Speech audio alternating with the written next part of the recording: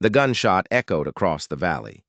It was the only sound as the last bit of sun bled out behind the mountains, leaving long skeletal shadows across the Arizona territory. A hard year in a hard land.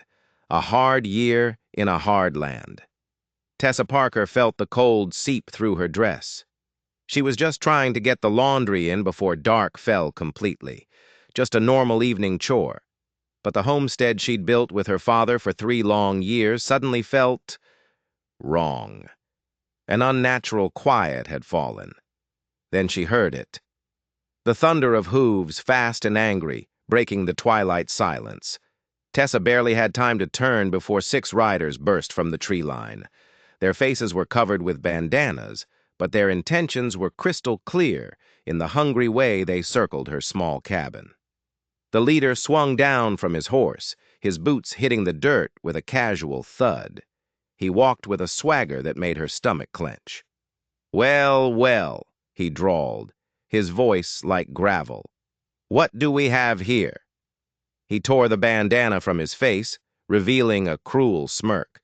"Looks like old man Parker's got himself a pretty little daughter." "My father will be back any minute," Tessa lied. Her voice trembled, but she held his gaze. Her father was 2 days gone, riding to Sweetwater for supplies. She was utterly alone. The leader let out a short, barking laugh. It was a sound with no humor in it. "No, he won't," he sneered. "Your paw's still in town, drowning his sorrows at the saloon. We checked." Ice flooded Tessa's veins. They knew.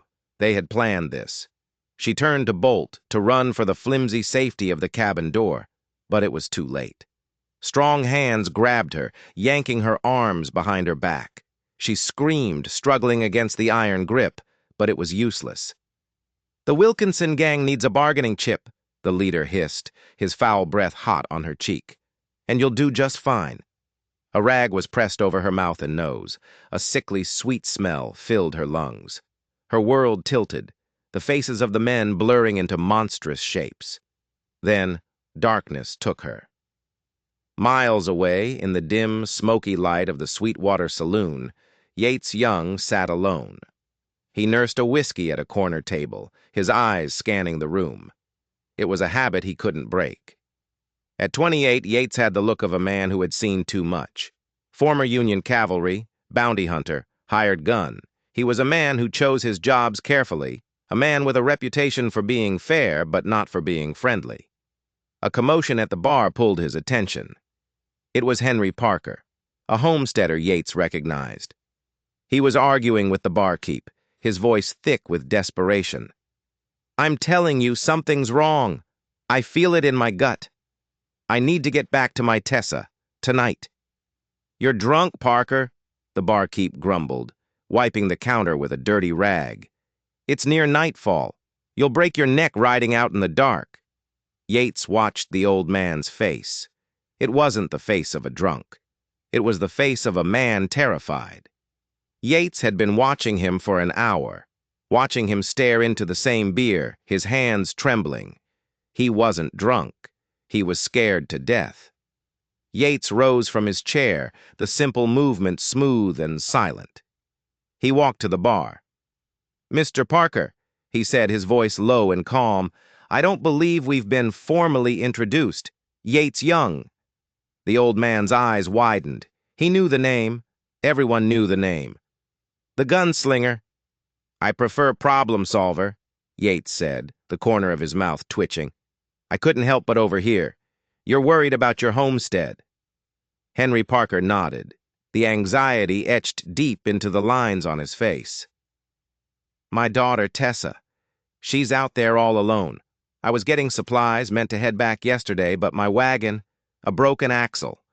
Just got it fixed, but now—" "The Wilkinson gang's been spotted in these parts," the barkeep added, his tone suddenly serious.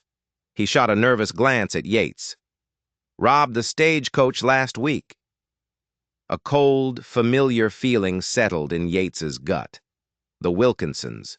Of all the scum in the territory, it had to be them. "Where's your place, Parker?"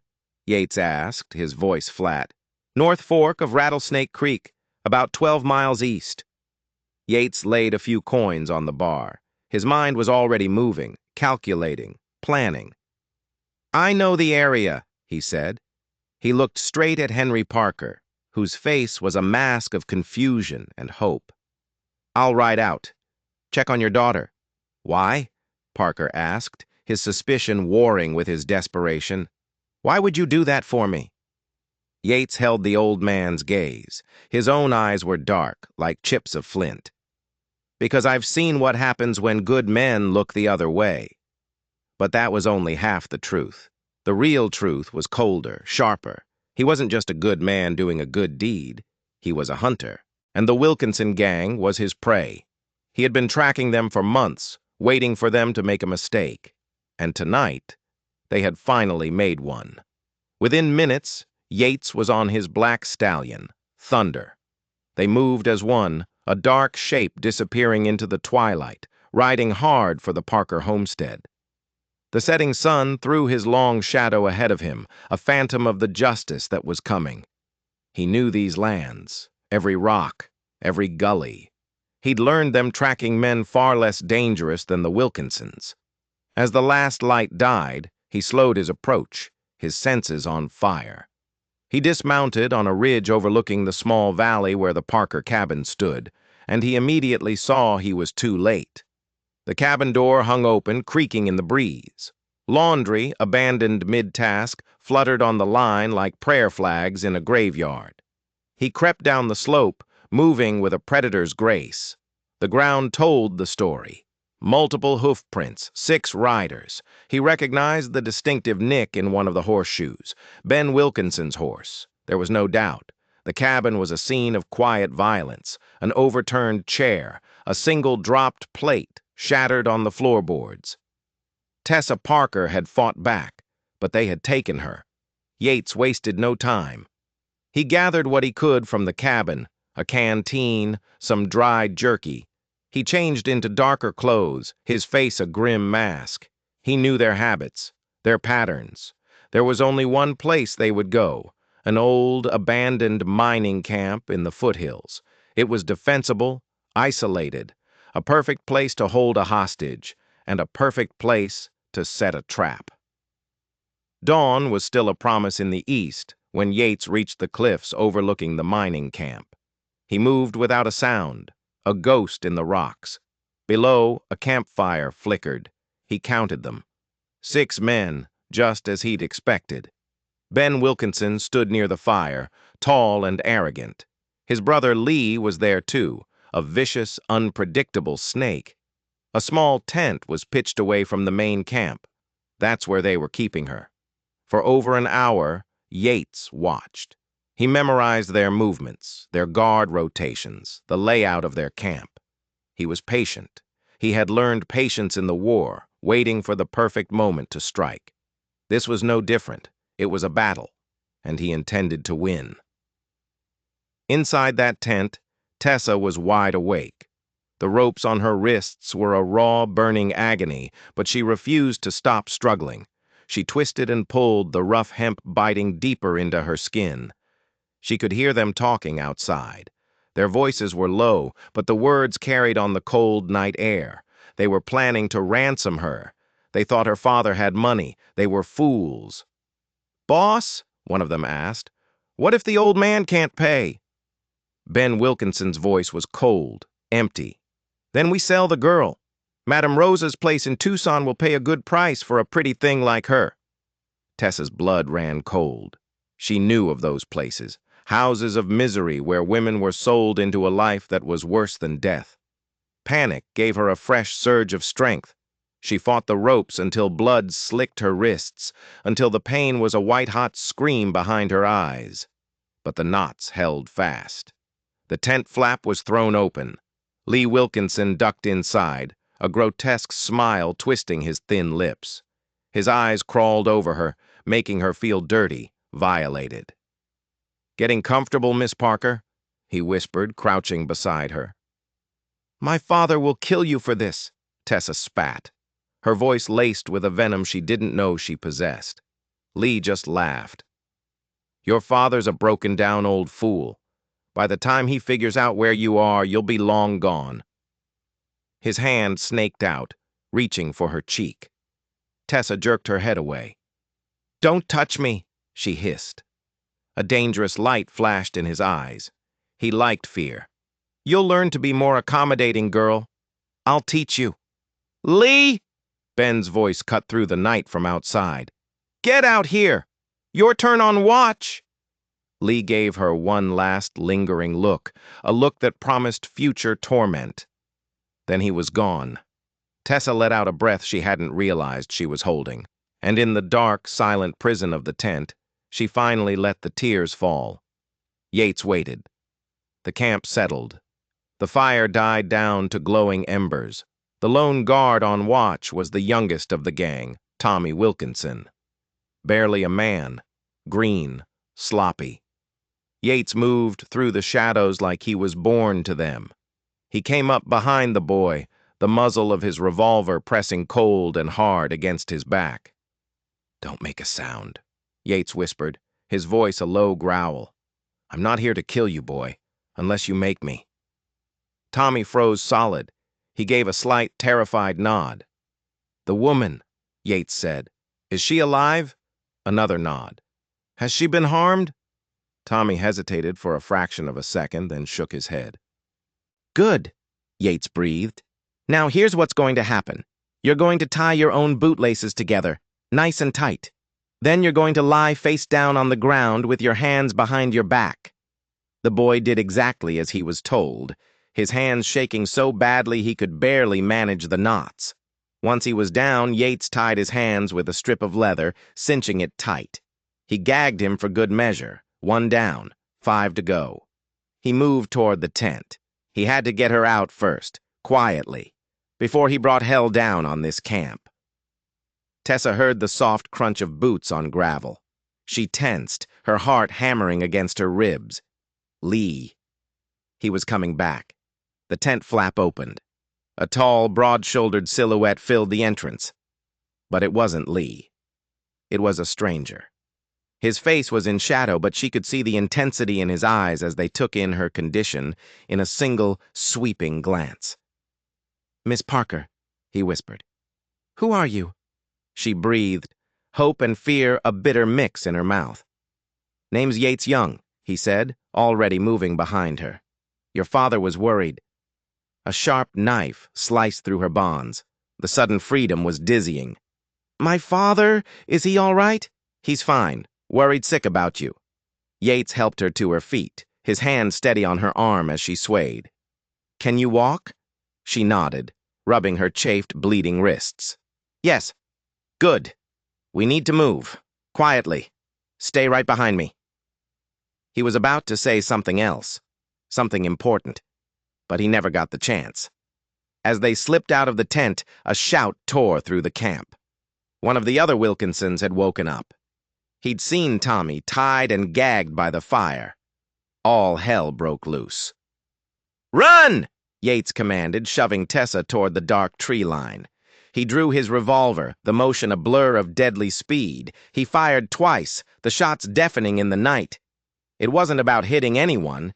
It was about creating chaos, giving them a chance.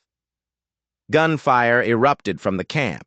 Bullets zipped past their heads, splintering the bark of the trees around them. Tessa stumbled, her long skirts tangling in the underbrush. Yates grabbed her arm, pulling her along, his grip like steel. "My horse is just beyond those rocks," he yelled over the din of the gunfight. They scrambled into a small outcropping of boulders. The massive black stallion Thunder was waiting right where he'd left him, ground-tied and calm amidst the chaos. In one fluid, powerful motion, Yates lifted Tessa and swung her onto the saddle. He mounted behind her, his body a solid wall at her back. "Hold on tight," he shouted.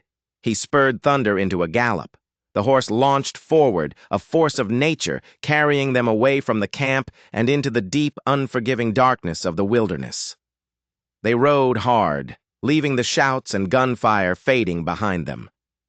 Tessa clung to the saddle horn, her knuckles white. The solid warmth of the stranger's chest against her back was both terrifying and strangely reassuring. He was a dangerous man. She knew it in her bones. But right now, he was the only thing keeping her alive. After what felt like an eternity of heart-pounding flight, Yates finally slowed Thunder to a walk. The horse's breath came in great, heaving gasps. "We've lost them," he said, his voice low and close to her ear. "For now. They'll pick up our trail come daylight." "Where are we going?" Tessa asked. The adrenaline was starting to fade, replaced by a chilling realization. She was in the middle of nowhere with a man she didn't know, a gunslinger who had just single-handedly taken on an entire gang. "There's an old line shack about 3 miles from here," he answered. "We can hole up there until dawn. Figure out our next move." The line shack was barely standing. 4 crumbling walls and a leaky roof. But it was shelter. Yates swung down from the saddle and helped her dismount. His hands were strong and sure at her waist, lifting her down as if she weighed nothing. He quickly tied Thunder in a small hidden copse of trees, then scouted the perimeter of the shack, his revolver never leaving his hand. Inside, he lit a small lantern. The flickering glow revealed a dusty table, a stone fireplace, and a narrow cot covered in old burlap sacks. "Are you hurt?" he asked, his eyes scanning her face. It was the first time he'd really looked at her, not as a package to be rescued, but as a person. Tessa shook her head. "Just my wrists." She held them out. They were a raw, bloody mess. Yates's expression tightened into a grim line. He pulled a small medical kit from his saddlebag. "Sit down," he ordered gently. "Let me see to those." His touch was surprisingly delicate as he cleaned the wounds with water from his canteen.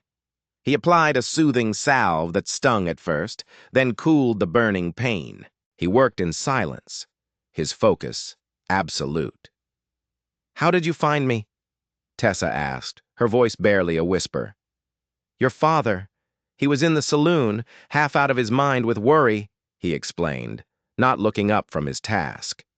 "I recognized the signs at your homestead. The Wilkinson gang has a certain style." He wrapped a clean bandage around her wrist, his movements efficient and practiced. "They're wanted in 3 territories," Tessa murmured, repeating the rumors she'd heard. "Why would you risk your life for a stranger?" Yates finished tying the second bandage. He finally looked up, his dark eyes meeting hers in the lantern light. His gaze was so intense it felt like a physical touch. "Not everyone deserves what happens to them, Miss Parker." His tone was heavy, filled with a history she couldn't begin to guess at. There was a story there, a dark one. She didn't dare ask. "Thank you," she said instead. It felt hopelessly inadequate. They spent the night in a state of uneasy truce. He insisted she take the cot, while he took the first watch, sitting on the floor by the door, his back against the wall, his revolver resting on his knee. As dawn broke, streaking the sky with gray light, Yates laid out his plan. "The Wilkinsons will expect us to head straight back to your homestead, or south to Sweetwater, so we're going to do the opposite." He pointed toward the mountains looming to the north. "We'll circle through the high country, then double back when we're sure we've lost them." "Won't that take longer?" Tessa asked. "Yes, but it's safer." His eyes held a flicker of something she couldn't read. "The terrain up there is hell to track through, and I know those mountains better than my own name." Tessa studied him. In the saloons, they spoke of Yates Young with a mix of fear and respect. A dangerous man, they said. A man with his own code. Looking at him now, she saw the danger. It was coiled inside him, a tightly wound spring. But she also saw a fierce determination. And something else, something hidden deep in those dark, haunted eyes. He wasn't just a rescuer. He was something more. Something far more complicated and far more terrifying. They set out as the first sliver of sun crested the eastern hills. Tessa was once again seated in front of Yates on Thunder's broad back. The enforced intimacy was less jarring this time, almost familiar. As they climbed, the landscape changed. The dusty desert scrub gave way to cool, fragrant pine forests. The air grew thin and crisp. "It's beautiful up here," Tessa said, breaking the long silence between them. "Most folks never see it," Yates replied, his voice a low rumble against her back. "They stick to the valleys." "Have you always lived in Arizona?" she asked, trying to piece together the puzzle of the man who had saved her. "No. Came west after the war. 4 years of fighting in tight spaces. I needed room to breathe." Tessa understood that. "My father was the same. We lost my mother to influenza back in '68. Pa couldn't stand our home in Missouri after that. Said he needed to outrun the memories." "Has it worked for him?" Yates asked. "Some days," Tessa sighed. "But we've built something good here. Our land is finally starting to produce." She paused, then twisted slightly to look at him. "You're not afraid, living so far from town?" It was a challenge. A test. The corner of his mouth quirked up in something that wasn't quite a smile. "Most women would be." "I'm not most women, Mr. Young." His eyes met hers, and for a long moment, the world seemed to stop. "No," he agreed, his voice suddenly softer. "You certainly are not." Just before midday, he reined Thunder to a halt in a small clearing by a rushing mountain stream. While the horse drank, Yates scanned their back trail, his body tense, alert. "Do you think they're still following us?" Tessa asked, splashing cool water on her face. "Probably," he said, "but they'll be a day behind at least. The Wilkinsons are desert rats. They don't know these mountains. And you do?" He hesitated, his gaze fixed on the distant peaks. "I spent a winter up here once," he said finally, recovering from a bullet wound. "Learned every trail and hollow out of sheer boredom. Alone? I prefer it that way," he said, his tone sharp, decisive. "Fewer complications." Tessa watched him check Thunder's saddle girth, his movements economical and precise. He was a man who relied on no one but himself. "That sounds lonely," she said softly. He looked at her then, his eyes hard as stone. "Lonely is safer than betrayed, Miss Parker." The words hung in the air between them, a clear and final warning. The subject was closed. He had walls around him, and she was not welcome inside. They rode on, descending from the high country through a series of treacherous switchbacks that Yates navigated with an unnerving confidence. As the sun began to dip toward the horizon, they entered a small, sheltered valley. Tucked against a hillside, almost invisible, was a small, well-built cabin. "Another line shack?" Tessa asked. Yates shook his head. "This is mine." Tessa's eyes widened. "You're home?" He swung down from Thunder and reached up for her. "One of them? I don't stay in one place for long." He said it casually, but she heard the truth beneath the words. He was a man on the run. But from what? Or who? The cabin was a shock. Unlike the derelict line shack, this place was a home. A sturdy table and chairs stood by a clean-swept stone fireplace. Shelves filled with books lined one wall. Cooking utensils hung from hooks, and leaning in a corner, its wood gleaming in the fading light, was a guitar. This was a place of secrets. The solitary gunslinger had a hidden life. "You play?" Tessa asked, gesturing to the instrument. "Sometimes," he grunted, already busy building a fire. "We'll stay the night. We head for your homestead tomorrow. Should be safe by then." The air in the cabin was thick with unspoken questions. He cooked a simple meal of beans and coffee, and they ate in silence at the small table. The domesticity of it was bizarre. This lethal man, this killer, was serving her dinner. "Tell me about the Wilkinsons," she said, breaking the silence. "Why did they target us? We have nothing." Yates stared into the fire for a long moment before answering. It's not about what you have now, it's about what you're sitting on. Your north pasture borders Rattlesnake Creek. It's just a trickle most of the year.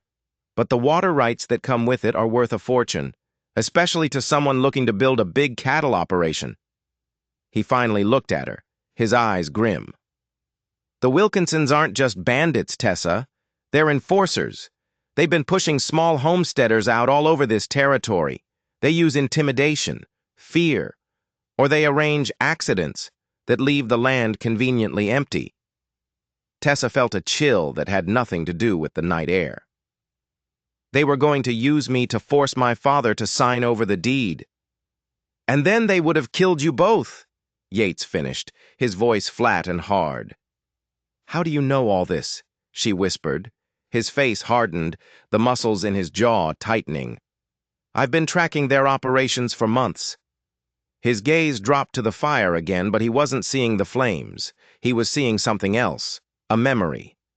They murdered a family near Tucson last year. A rancher, his wife, their teenage son. Made it look like an Apache raid. His voice was quiet, but laced with a cold, simmering rage. They were friends of mine. Suddenly, everything clicked into place. His presence in the saloon, his willingness to ride out alone. This wasn't a random act of heroism. This was personal. This was revenge. I'm sorry, Tessa said softly. He looked up, and for a fleeting moment the mask of the hard-bitten gunslinger slipped. She saw a flash of raw, unguarded pain in his eyes. It was gone as quickly as it appeared. The Wilkinsons won't stop, he said, his voice back to its normal, controlled tone. Not as long as they want your land. They'll come back for you and your father. What can we do? We can't fight them. No, he said, his gaze locking with hers. But I can. The quiet certainty in his voice was more chilling than any threat. I was planning on dealing with them soon anyway. Your kidnapping just moved up the timeline. You can't take on 6 men alone. I won't be alone for long. The territorial marshal in Prescott has been building a case. With your testimony about the kidnapping, he'll have enough to bring in a posse. Tessa shook her head. They'll kill you before any posse gets here. Your concern is touching, Miss Parker, he said, a hint of irony in his voice. But unnecessary. I've faced worse odds. Tessa, she corrected him, her voice firm. After all this, I think you can call me Tessa. His expression softened just for a second. Tessa, he repeated, and the way he said her name sent a strange, unexpected warmth through her. Later that night, as the fire burned low, she nodded toward the guitar. Will you play something? She asked. It's been a long time since I've heard music. He hesitated, then gave a curt nod. He picked up the instrument, and his calloused fingers, so capable of violence, moved across the strings with a surprising grace. He coaxed out a melody that was melancholic and beautiful, a song that spoke of lonely trails and lost love. Then he started to sing. His voice was deep and resonant, filled with a quiet sadness that seemed to pour from the deepest parts of his soul. It was a song about searching for a home you could never quite find. When the last note faded, the silence in the cabin was profound, heavy with the emotions the music had stirred. You should get some rest, Yates said finally, his voice rough. He set the guitar aside. Take the bed. I'll keep watch. You need sleep too, she protested. I'm used to it. He was immovable. Tessa eventually gave in, lying down on the narrow bed. But she didn't sleep. She watched the silhouette of the man by the window, a solitary guardian in the darkness. He was a mystery, a walking contradiction of violence and gentleness, of coldness, and a deep, hidden well of sorrow. Yates, she whispered into the darkness. He turned his head slightly. Thank you, she said. Not just for rescuing me, but for making me feel safe. He was silent for a long time. When he finally spoke, his voice was a low murmur. Get some sleep, Tessa. The ride back to her homestead the next day was different. The tension was still there, a low thrum beneath the surface. But something had shifted between them in the quiet intimacy of his hidden cabin. They crested the last ridge in the mid-afternoon sun. The valley opened up below them, her small cabin a welcome sight. "We approach carefully," Yates warned, his eyes scanning the property. "They might have left someone watching." He was all business again, the gunslinger back in control. They picked their way down the slope, Thunder's hooves making almost no sound on the rocky trail. As they drew near, the cabin door flew open. A figure emerged, leveling a rifle. "Pa!" Tessa cried out, relief washing over her. Henry Parker lowered the weapon, his weathered face crumbling with emotion as Yates helped Tessa to the ground. She ran into her father's arms, burying her face in his chest. "Thank God," Henry muttered, holding her tight. He looked over her shoulder at Yates, his eyes filled with a gratitude that was almost painful to see. "Young, I owe you a debt I can never repay." Yates dismounted, his face unreadable. "You owe me nothing, Parker," he said, his tone clipped. "But this isn't over. They'll be back." Inside, over mugs of strong black coffee, Yates laid out his plan. He would ride to Prescott at first light to get the marshal and a posse. "In the meantime," he said, his gaze fixed on Henry, "you and Tessa need to be ready. Keep your rifle loaded. Bar the door at night." He turned to Tessa.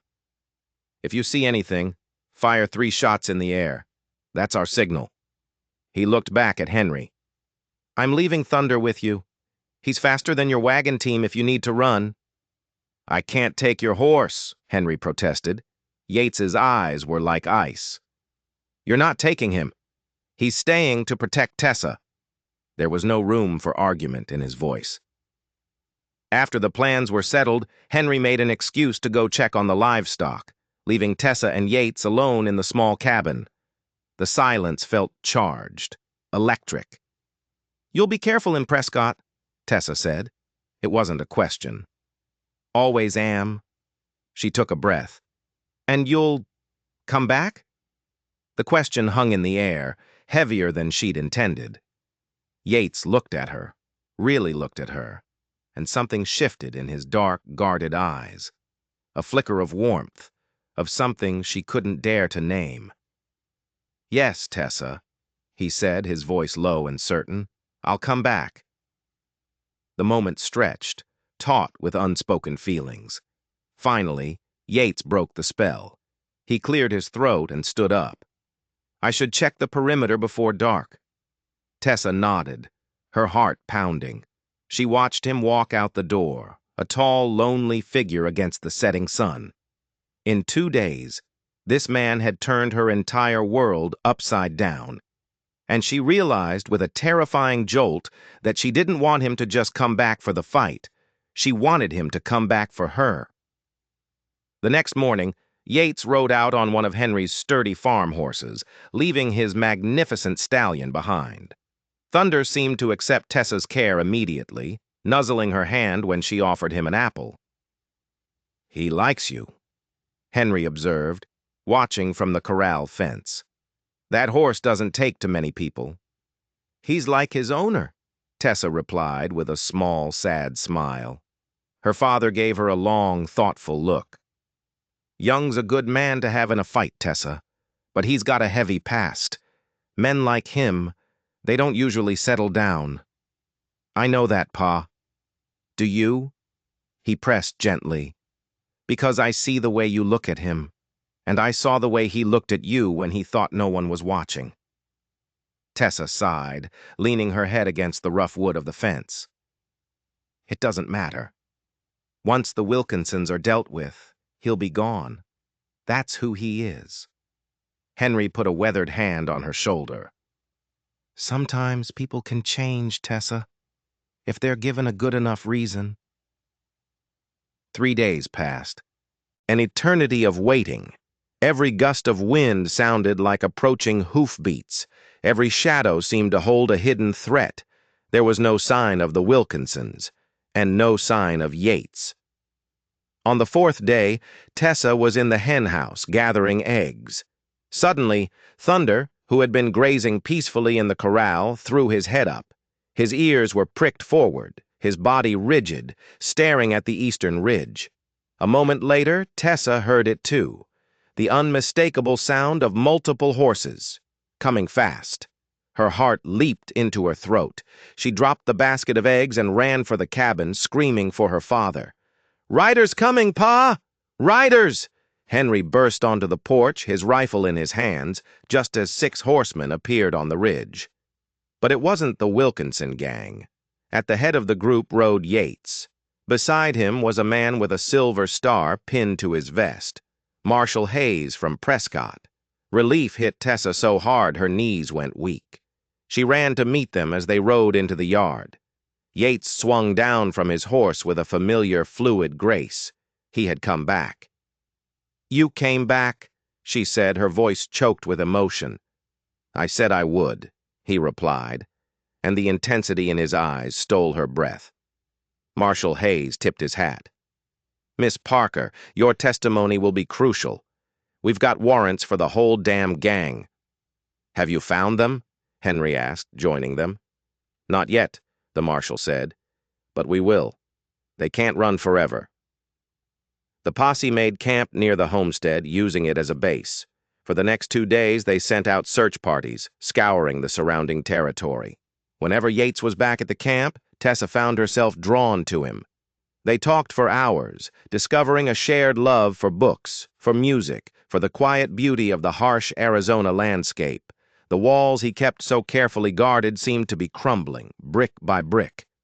On the 3rd evening, the sunset was spectacular, painting the sky in fiery shades of orange and red. Tessa found Yates by the corral, brushing down Thunder after a long day's ride. "Any sign?" she asked, leaning against the fence. He shook his head, his shoulders slumping with a weariness that went deeper than just physical exhaustion. "Nothing. The marshal thinks they might have fled the territory." "But you don't?" "Ben Wilkinson doesn't run," Yates said, his voice grim. "Not when he wants something this badly." Tessa shivered. "You think they'll still come for our land?" Yates put down the brush. He moved to the fence, standing so close she could feel the heat radiating from him. "I think they'll want revenge first," he said quietly. "On me." He looked at her, his face serious in the fading light. "But don't you worry. We'll be ready for them." The nearness of him, the quiet strength in his voice made her pulse race. "Yates," she began, not knowing what she was going to say, only that she had to say something, had to bridge the gap that still remained between them. She never got the chance. A shout came from the direction of the cabin. "Riders, to the west!" In an instant, Yates transformed. The quiet, weary man was gone, replaced by the lethal gunslinger. He drew his revolver, his body a coiled spring of deadly intent. "Get inside," he hissed. "Now!" Gunfire exploded from the tree line before she could move. Bullets slammed into the fence beside her, showering them with splinters. Yates shoved her to the ground, shielding her with his own body as he returned fire. "Can you make it to the cabin?" he yelled over the roar of the guns. She nodded, her heart pounding with a terrifying mix of fear and adrenaline. "On my signal," he commanded. "Run, and don't stop for anything." He fired 3 quick shots into the darkness. "Go!" Tessa scrambled to her feet and sprinted across the yard. Bullets whined past her ears. The Wilkinsons were trying to cut her down. She reached the porch just as her father threw the door open, pulling her inside to safety. The battle raged. The posse had the numbers, but the Wilkinsons fought with the feral desperation of cornered animals. They knew capture meant the gallows. From the cabin window, Tessa watched the chaotic scene, her eyes searching for only one man. She saw him moving through the fight like a wraith, a blur of motion and deadly precision. His every shot was calm, deliberate, and final. Then she saw Ben Wilkinson break from cover. He wasn't shooting at the deputies. He was charging the cabin, a wild, murderous look on his face. He was coming for her and her father. Yates stepped into his path, a lone figure blocking the way. The two men fired at the same time. Ben Wilkinson crumpled to the ground, clutching his chest. But Yates staggered, dropping to one knee. Tessa screamed. Forgetting her father's warnings, forgetting everything, she burst out of the cabin and ran to him. She reached him just as he was pushing himself unsteadily to his feet. Blood streamed from a wound on his temple, matting his dark hair. "You're hurt!" she cried, pressing her handkerchief against the gash. "It's nothing," he grunted, but he leaned on her, his weight heavy. Around them the shooting had stopped. The fight was over. Lee Wilkinson lay dead, along with two others. The rest had surrendered. "It's over," Marshal Hayes announced, walking toward them. "You did good work here, young." Tessa helped Yates to the porch steps, making him sit while she gently cleaned the wound. The bullet had only grazed him, but it was deep. He was pale beneath his tan. "You could have been killed," she whispered, her voice shaking. "Worth the risk," he said, his eyes never leaving her face. "Nothing is worth your life." "Some things are," he said, his voice low and intense. He reached up and covered her hand with his own, stilling her movements. His gaze held hers, and in the depths of his eyes, she saw everything he'd been holding back. The pain, the loneliness, the hope he hadn't dared to feel. "Some people are." The words hung in the air, a raw and honest confession. Tessa's heart seemed to stop, then started again, beating with a new, fierce purpose. "Yates," she breathed. He took a deep breath as if bracing himself. "I'm not good at this, Tessa. At feelings. At staying in one place." He looked away, at the dark, silent prairie. "But these past few days, being here with you, it's made me want things I thought I'd given up on long ago." "What things?" she asked, her voice trembling. He looked back at her, his eyes full of a vulnerable hope that shattered her heart. "A home. A purpose that isn't about the next bounty or the next fight. Someone to come back to." Her fingers trembled against his cheek. "I could be that someone. You deserve better, Tessa. Better than a man with my past." "I deserve to choose for myself," she countered, her voice ringing with a strength she didn't know she had. "And I choose you, Yates Young, complications and all."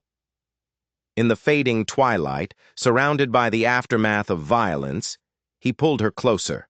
His lips found hers in a kiss that wasn't about passion, but about promise. It was a kiss that sealed a pact, a beginning forged in chaos and fire. 2 months later, autumn was painting the Arizona landscape in shades of gold and russet. Tessa stood beside Yates in the small church in Sweetwater, saying the vows that their hearts had already spoken. Henry Parker watched from the front pew, his eyes shining with tears of pride.